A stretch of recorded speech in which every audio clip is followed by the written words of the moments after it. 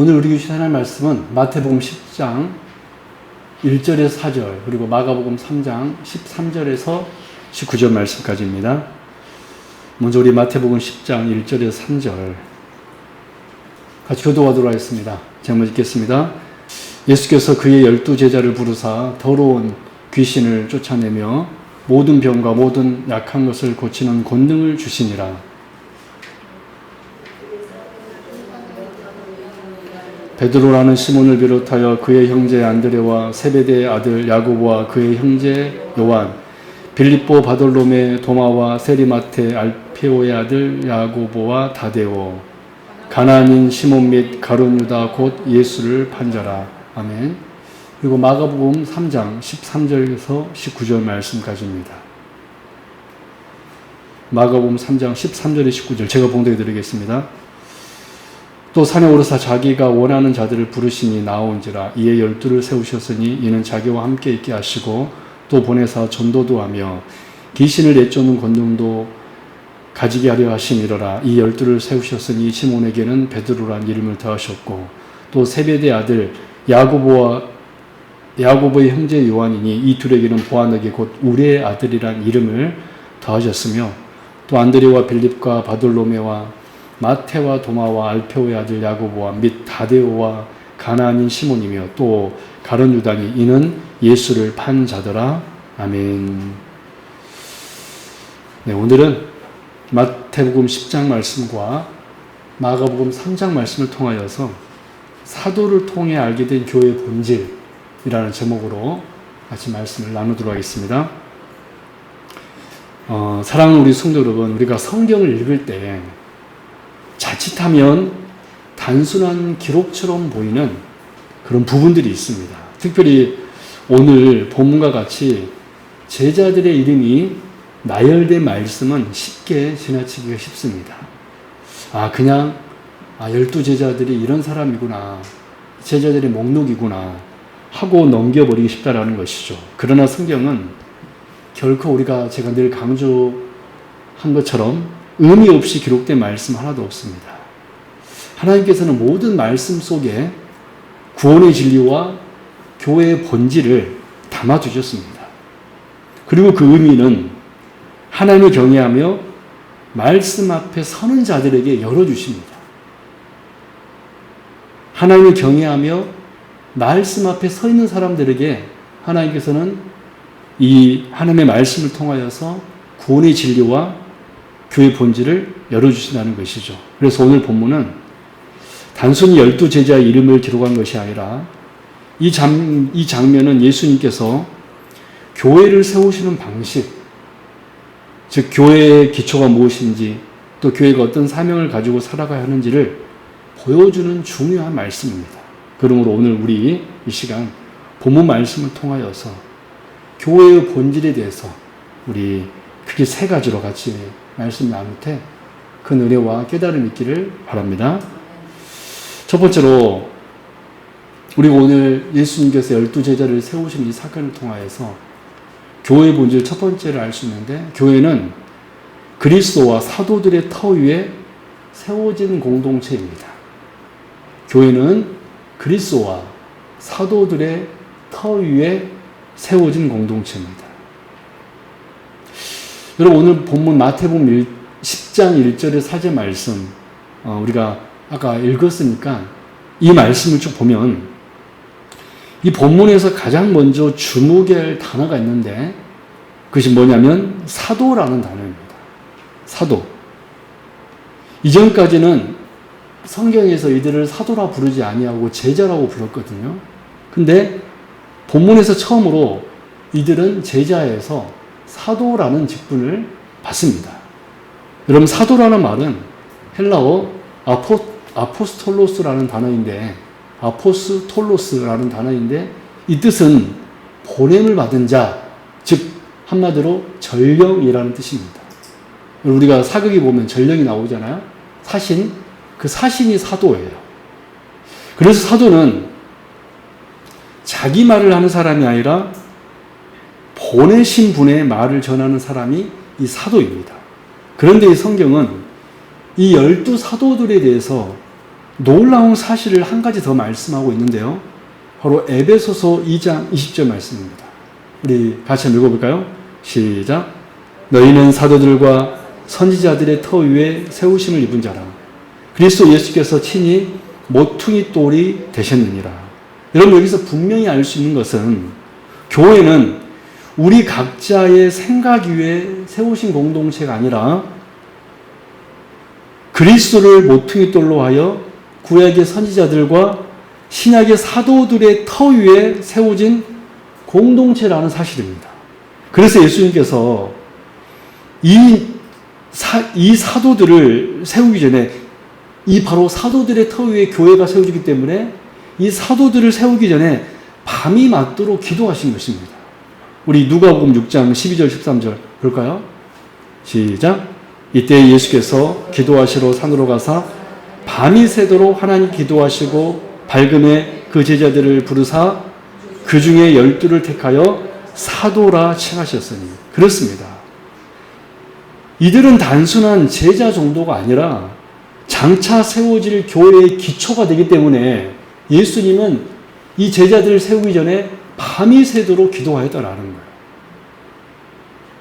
그러므로 우리가 여기서 교회의 첫 번째 본질을 깨달을 수 있는데 그것은 바로 교회는 그리스도 그리고 사도들의 터 위에 세워진 공동체라는 것입니다. 여러분, 예수님의 또 다른 별명이 뭔지 아세요? 말씀입니다. 그리고 사도는 아까 어떤 사람들이라고 그랬습니까? 보냄을 받은 자, 즉 주님의 말씀을 전하는 자가 사도라고 그랬어요.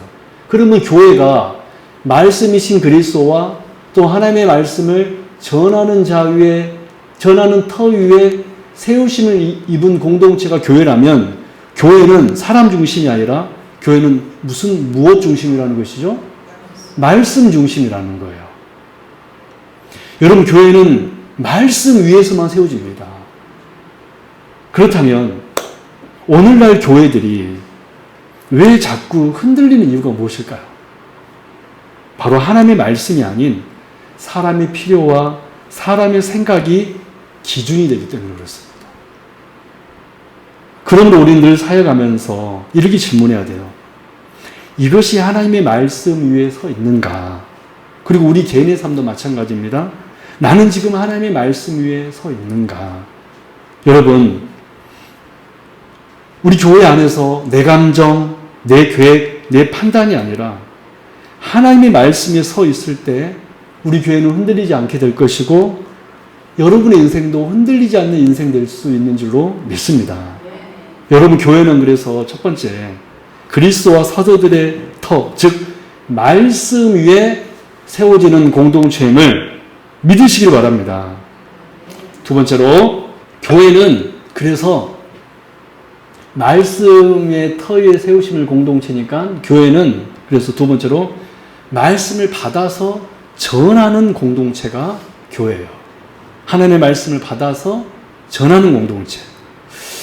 여러분, 우리가 사도라는 직분에 우리가 주목했었는데 첫 번째 주제에서 이 사도라는 직분의 의미를 더 깊이 이해하려면 한 가지 중요한 사실을 알아야 돼요.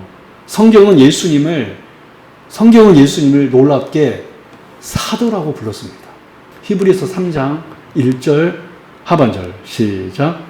우리가 믿는 도리의 사도이시며 대제사장이신 예수를 깊이 생각하라. 여러분, 히브리서 기자는 예수님을 먼저 어떤 직분을 가진 분이라고 그랬습니까? 사도, 그리고 또 어떤 직분? 대제사장. 그렇다면 예수님이야말로 참된 사도라는 것을 우리가 알 수 있습니다. 예수님이야말로 보냄을 받은 자라는 거예요. 여러분, 예수님은 누구에게 보냄을 받았을까요? 우리 요한복음 6장 38절 예수님께서 이렇게 말씀하셨어요. 시작. 내가 하늘로서 내려온 것은 내 뜻을 행하려 함이 아니요 나를 보내신 이의 뜻을 행하려 함이니라. 할렐루야. 거기 나를 보내신 이의 뜻. 여기서 예수님을 보내신 이는 누구이실까요? 성부 하나님이시겠죠. 그러면 예수님이 곧 누구이십니까? 사도이신 거예요. 하나님께 보냄을 받은 사도. 여러분, 우리 주님은 하나님의 아드님이신 성자 예수님이시지만 제1사도로서 철저히 하나님 아버지의 뜻을 받아 전하시고 그 뜻에 순종하신 분이 우리 주님이시라는 거예요.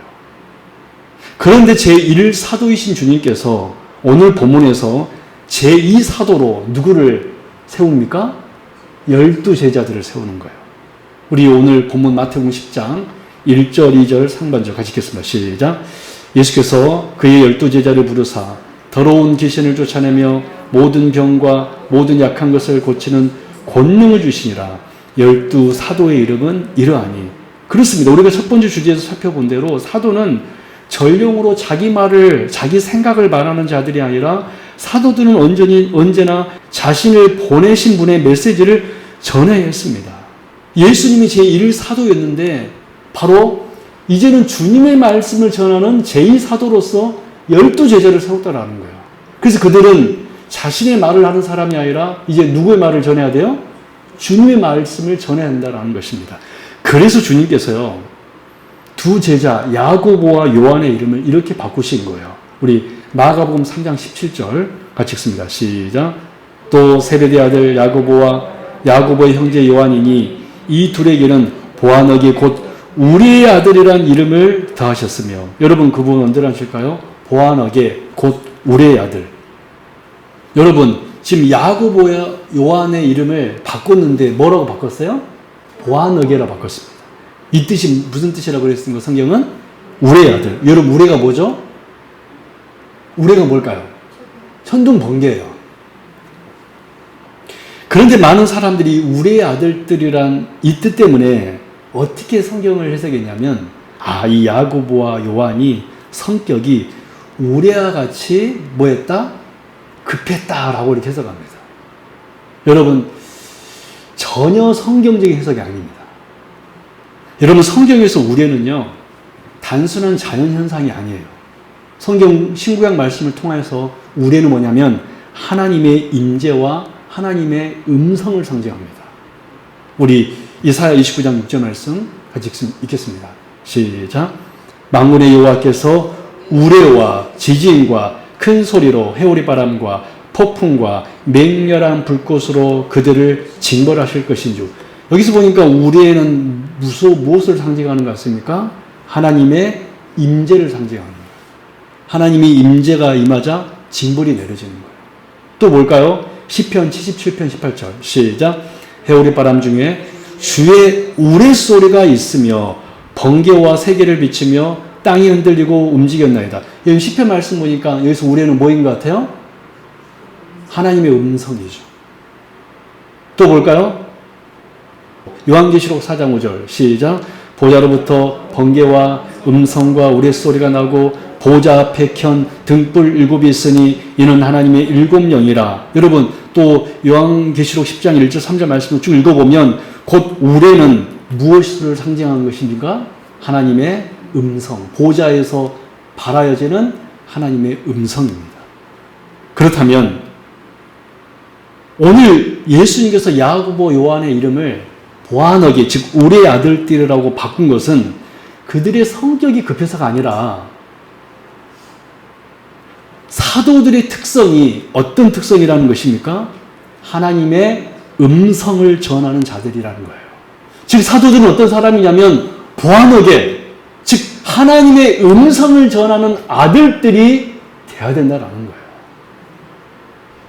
이것이 바로 사도직의 본질이고 이것이 바로 사도들의 터 위에 세우심을 받은 우리 교회의 본질이 되어야 되는 줄로 믿습니다.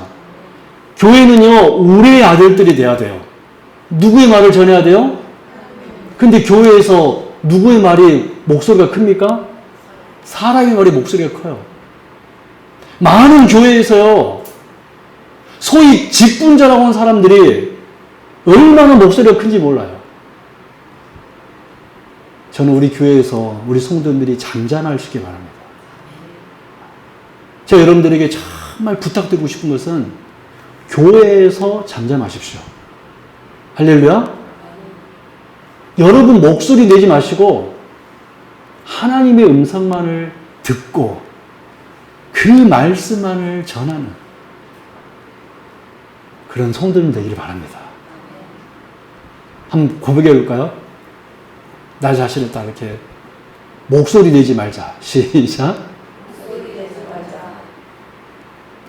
우리 교회는 누구의 아들들이라고 그랬어요? 우리의 아들들. 정말 그런지 볼래요? 에베소서 2장 20절. 또 보겠습니다. 제3의 사도로서 이제 교회를 부르셨어요. 시작. 너희는 사도들과 선지자들의 터 위에 세우심을 입은 자라. 그리스도 예수께서 친히 모퉁이 돌이 되셨느니라. 아멘. 그렇습니다. 교회는 사도들의 터 위에 세우심을 입은 자들이므로 이제 교회가 이제 제3의 사도가 된 거예요. 할렐루야. 교회는 제3의 사도. 그래서 교회는요, 사람의 말이, 사람의 목소리가 커지는 교회가 아니라 하나님의 말씀만을 받아서 전하는 사도적 교회가 되어야 되는 줄로 믿습니다. 그러므로 우리 교회가 제3의 사도로서 우리의 말을 하는 기관이 아니라 주님의 말씀을 받아서 말하는 기관이 되어야 되는 것입니다. 바로 이것이 교회의 두 번째 본질이에요. 교회는 내 말을 하는 곳이 아니라 내 생각을 필요하는 것이 아니라 예수님의 말씀을 받아 전하는 공동체, 그 공동체가 우리 하기쁨 교회인 줄로 믿습니다. 그러면 여러분 혹시 한번 참 봐보십시오. 우리가 신앙생활을 하면서 하나님의 말씀보다 내 생각이 앞설 때가 있을 거예요. 그럴 때 있을까요? 없을까요? 있습니다.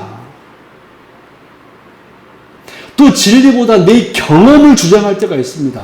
나 지금까지 그렇게 신앙생활하지 않았어. 여러분 교회는요, 진리보다 내 경험이 앞서잖아요. 그때부터 복잡해지는 거예요. 교회는요, 그러면 우리 신앙은요, 그렇게 되면 흐려집니다. 그러나 참된 신앙은 달라요. 한번 따라해 볼까요? 나는 듣는 자이고 하나님은 말씀하신 분이십니다. 여러분들이 신앙생활 하면서 이 사실을 믿잖아요. 그럼 여러분들은 흔들리지 않게 될 줄로 믿습니다. 나는 듣는 자이다. 여러분 왜 하와가 범죄한지 아십니까? 여러분 아담이 말하는 사람일까요? 하와가 말하는 사람일까요? 하나님께서 누구에게 말하는 것을 일임하셨습니까? 아담에게. 근데 하와가 아담한테 뭐를 말했어요? 선악과를 주면서 뭐를 어떻게 얘기했죠? 먹어라. 여러분 타락은요, 또 반대예요. 또 왜 하와가 또 타락했죠? 누가 말을 했어요? 뱀이 말을 했어요. 여러분 뱀은요, 누구의 말을 들어야 돼요? 사람의 말을 들어야 돼요. 근데 누가 먼저 말을 건넸죠? 이게 바로 여러분 역행입니다. 듣는 자들인데 뭐로 바뀌어버린 거예요? 아담은 또 어떻죠? 아담은 하와한테는 말하는 자이고 뱀한테는 말하는 자가 아담이 그 직분이 맞아요. 근데 누구의 말은 또 들어야 돼요? 하나님의 말씀 들어야 돼요. 근데 아담은 누구의 말을 들어버렸습니까? 여자의 말을 들어버린 거예요. 타락은 거기서 시작한 겁니다. 내가 듣는 자임을 잃어버릴 때 나도 말할 수 있어. 우리 사랑하는 우리 하기쁨 성도 여러분, 교회는 어떤 곳이냐면 먼저 하나님의 말씀을 받아서 그 말씀을 전하는 공동체가 되어야 되는 줄로 믿습니다. 내 말이 아니라 누구의 말을 받아서 하나님의 말씀을 받아서 전하는 공동체. 우리 하기쁨 교회가 정말 그런 교회라면, 여러분의 심령이 정말 그런 심령이 된다라면, 나는 철저히 듣는 자이다 라고 고백한다라면 우리 교회는 정말로 아름답게 될 줄로 믿습니다. 여러분, 그래서 교회는 두 번째, 하나님의 말씀을 받아서 전하는 공동체예요. 마지막 세 번째로 교회는 어떤 공동체냐면 신앙 고백이 위해 세워지는 공동체예요. 교회는 어떤 공동체다? 신앙 고백이 위해 세워지는 공동체예요. 우리 마가복음 3장 16절 같이 읽습니다. 시작. 이 12를 세우셨으니 시몬에게는 베드로란 이름을 더하셨고, 그분은 언제나 하실까요? 시몬에게는 베드로란 이름을 더하셨고, 시몬에게는 베드로란 이름을 더하셨고, 여러분 오늘 본문에서 우리가 또 하나 주목할 사실은 아까 우리 두 번째로는 야고보와 요한의 이름을 뭐로 바꿨죠? 보아너게, 우레의 아들. 그래서 교회는 하나님의 말씀을 받아서 전하는 공동체라는 걸 알았고, 마지막 세 번째로 이 베드로란 이름이 주목해야 되는데, 베드로는 원래 이름은 시몬이었습니다. 근데 베드로란 이름을, 새 이름을 주셨어요. 그럼 이 베드로의 뜻이 여러분 무슨 뜻이냐면, 여러분 다 아시는 분도 계시겠지만 반석, 돌이란 뜻입니다. 베드로가 무슨 뜻이에요? 돌, 반석, 돌이란 뜻이에요. 여러분 이것도 야고보와 요한과 마찬가지로 베드로 개인의 성품 때문에 주어진 이름이 아니라 사도의 직분이 어떤 직분인가, 그 사도의 직분이 어떤 직분인지를 보여주기 위해서 시몬에서 베드로라는 이름을 바꿔요. 여러분, 그래서 이 베드로라는 이름은 하나님께서 이 교회가 무엇인가를 드러내시기 위하여서 베드로라는 이름을 주셨는데, 이 핵심이 가이사랴 빌립보에서 드러납니다. 우리 마태복음 16장 16절 같이 읽겠습니다. 시작. 시몬 베드로가 대답하여 이르되 주는 그리스도시요 살아계신 하나님의 아들이시나이다. 여러분 예수님께서 너희는 나를 누구로 아냐? 라고 물으셨을 때 베드로가 놀라운 신앙 고백했는데 주는 그리스도시요 살아계신 하나님의 아들입니다 라고 고백했습니다. 여러분 특별히 주는 그리스도라는 말은 예수님만이 나의 구원자라는 그런 뜻이고, 살아계신 하나님의 아들이란 말은 예수님은 하나님이시며 내 삶의 주인이라는 그런 뜻이었습니다. 그러므로 그 시몬 베드로는 예수님 앞에서요 자신 인생 전체를 걸고 신앙 고백을 한 거예요. 그런데 이 베드로의, 이 시몬의 이 고백이 있자 예수님께서 뭐라고 말씀하셨냐면 마태복음 16장 18절 우리 마지막으로 읽을까요? 시작. 또 너는 베드로라, 내가 이 반석 위에 내 교회를 세우리니 음부의 권세가 이기지 못하리라. 아멘. 예수님께서 이 시몬에게 베드로라는 이름을 더하시면서 내가 이 반석 위에 내 교회를 세우라고 그랬어요. 여러분 이 반석이 뭘까요? 로만 카톨릭은 이 반석을 베드로 한 사람 개인으로 이해했었습니다. 그래서 교회가 이 베드로란 사람의 위에서 세워졌다고 주장했어요. 그러니까 로마 카톨릭의 왕은 누구입니까? 교황이에요. 왜? 베드로가 1대 교황이니까 그 다음 2대, 3대 교황들이 생겨날까요? 그 교황 위에 교회가 세워진다고 생각했어요. 그게 로마 카톨릭입니다. 이 말씀을 근거로 해서. 그러나 여러분 예수님께서 말씀하신 이 반석은 베드로 한 사람을 가리키는 것이 아닙니다. 이 반석은 뭐냐면 신앙 고백이에요.